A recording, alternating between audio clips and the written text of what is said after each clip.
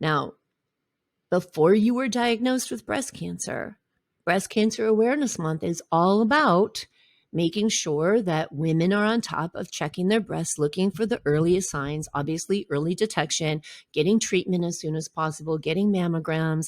And of course, I highly recommend that for everybody, and everybody listening, tell your friends and support people in getting those mammograms and tests and following through. But on the other side of a breast cancer diagnosis, Breast Cancer Awareness Month has a little bit of a different feeling, right? Because a lot of times in Breast Cancer Awareness Month, in addition to the inspirational stories and the good information that's out there, there's also very scary stories that can trigger us for our own experiences in breast cancer, stories that can bring up a lot of really challenging emotions to process, stories that can fuel fear. I remember after my first diagnosis, when that first Breast Cancer Awareness Month came along, and I just remember tearing up so much coming back up for me. That's one of the reasons why I did the Mind Body Breast Cancer Challenge this month. So I created this challenge for my members in Empower and Revived, and we did it the last week of September. And as I was creating it, I thought, you know what, this is something that everyone needs to know. And whether they work with me or not, or get coaching with me or not, being exposed to the meditations in this challenge and the interactions in this challenge and the journaling exercises and all that comes along with it, it's all about creating awareness.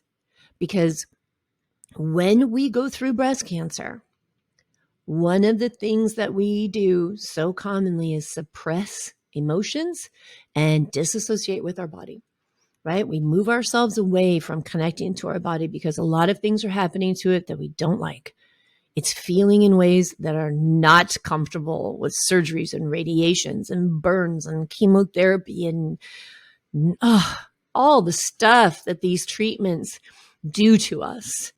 And we do it for all the right reasons to live, right? And enjoy life. And we want to heal from cancer. So of course we do it. But because we associate the pain that we're going through and the suffering we're going through with this physical body, we become angry with it. We feel betrayed by it. We don't like the way it looks anymore. And it can all get very confusing. And then it can all get very shut down. So on the other side of a breast cancer diagnosis, awareness of where we are at, what we are feeling, what we are thinking about the body we are in, and then awareness of what power we have in that space is so important in supporting your ability to heal. It's so important. And so I want to talk about awareness, but I want to talk about awareness from the perspective of, are you aware of what you are doing or not doing to support your body's ability to heal and to support your ability to create and live the life you want? What do you have power over? What do you think about the things you have power over?